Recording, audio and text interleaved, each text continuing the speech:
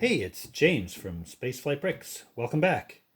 It's been a while since I uploaded anything, about a year actually, and I thought maybe it was time to show you what I've been working on. So we'll just clear out of the way my current project. This is for something our lug is working on, and first we'll have a look at this guy. Well, we'll briefly look at it. This is a modification of the. There was a book that Lego released. You can open this up, and there's a Little Red Riding Hood inside. What I did was I took this, made the book a little bigger, and I stuffed something else in there that is spaceflight related. And if you look at the Cyrillic text here, Puyahali, that might give you a clue as to what's inside. But I will reveal that another time. Next, let's have a look at my Hubble project. This is a work in progress. Now, there's a couple things going on with this. These are actually two exploratory models. After having built the orbiter and displayed it, I thought, well, the next time around, we got to change it up a little. What can we do to change the shuttle display if there's just an orbiter? No boosters or anything. And I thought, well, let's give it a good payload. Now, last year would have been the 30th anniversary, or maybe 35th anniversary of the deployment of the Hubble Space Telescope. And I thought, well, why not build a Hubble model then? So this is built at the same scale as the shuttle orbiter, which is 1/37 scale. And what I wanted to do was have a fairly high fidelity model that could be shown in a display being deployed by our Lego minifigure astronauts. So a lot of this is just about figuring out how to get the correct appearance. There's a technique in here, maybe I'll show in a future video. So yeah, there's also going to be solar panels for the telescope, and I've been trying to experiment here with a technique that can use available gold parts to make that panel. I won't go into too much depth. Once I've finished this model, then we can have a closer look at all of the construction details. Okay, so we'll get this one out of the way. And we'll have a look at the next thing I've been working on, which is for the orbiter model, I needed to reduce the size of the ohms pods.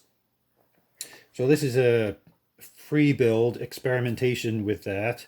So I don't know if you remember looking at the other ones, they were maybe one stud too wide and maybe a stud too high or half a stud too high.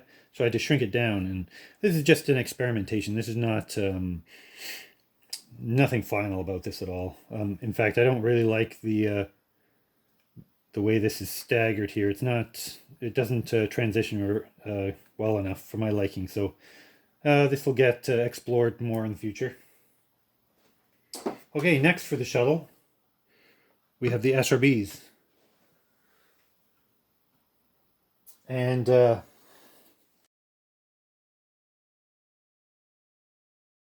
here we have the upper portion. This is just part right here, just part of it. So the upper portion of the SRB, as you know, the SRB for the shuttle was made in segments. So we have the forward segment here, which can disconnect. I won't do it right now. And then we have this skirt, upper skirt here, forward skirt, with a bit of details for this raceway down the side. And there's like a little access panel here. When it's being rolled out to the pad, we can change this to a yellow or a red door, depending on the specific mission we're modeling. Up here on the nose cone, I decided to try this staggered contour approach like I did with the nose of the orbiter, to try and get a more, well, as an attempt to get that correct taper. Rather than using plates, I thought I would try this this curved method. I do like how it's turned out. We'll see when it's all filled in whether it looks good enough or whether I got to try something new. I had to chop out this little area here in order to get the separation motors in there. So if we flip it around, you can have a look inside. And yeah, this is more of the same here.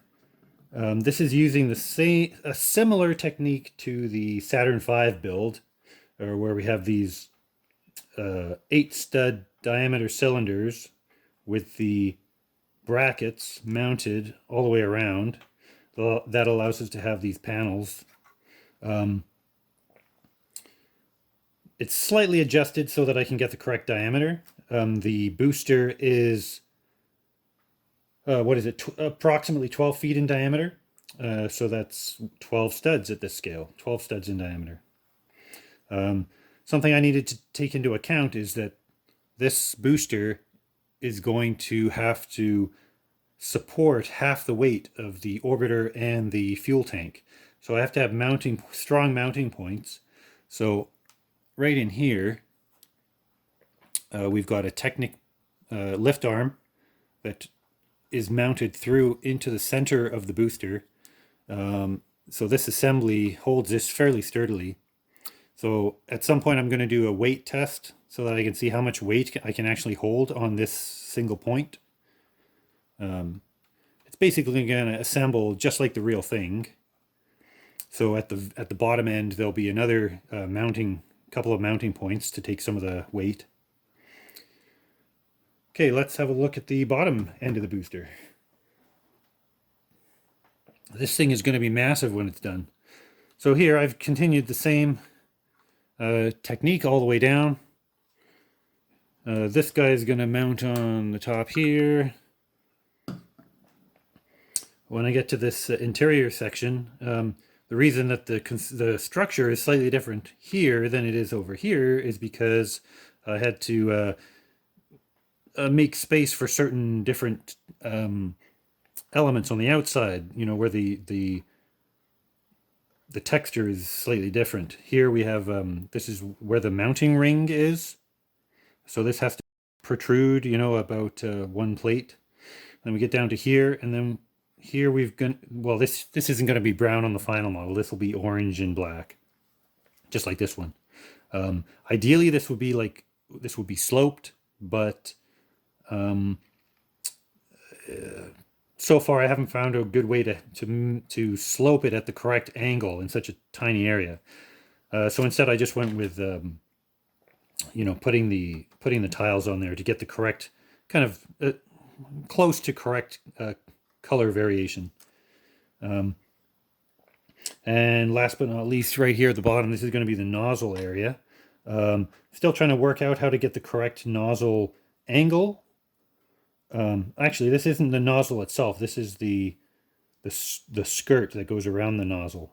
So I need the correct angle here, but not only do I need the correct angle, I also need it to be structurally strong, because when you think about it, all of the weight of the orbiter, well, half the orbiter and the fuel tank is going to sit on there and has to be supported. So I have to transfer all of the weight down the center of here.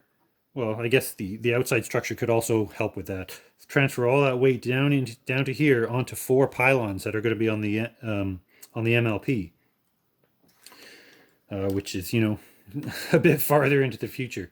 I suppose at some point I could just have this sitting on the boosters like this, without the MLP, and it would look okay. Maybe I can pull a panel off here and show you a technique that I used.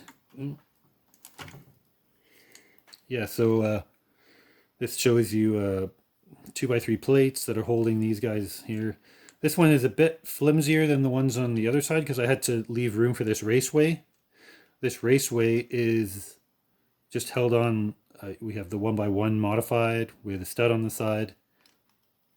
The reason I did it this way is so that I can fine-tune the color variation in the raceway, because on some boosters they had maybe cork separators, so I would want to put like a little brown plate every so often along here. And this approach allows me to do that with pretty good accuracy. Here I wanted to have a half stud offset for this curved part. So you can see here we've got basically a one plate offset for the raceway, and I wanted something in between, a half plate offset. So to do that, I used just make sure it's in focus. One of these parts, I don't even know what that's called. And then we use these little brackets here to get that half of a plate offset. It's sturdy enough. It does the job. Okay, that covers the booster. What else have I been working on? Actually, that's about it. However, someone mentioned recently, there's no Falcon 9 model in minifig scale. And I thought, well, you know what? The Falcon 9 booster is exactly, or so close to the same diameter as this guy.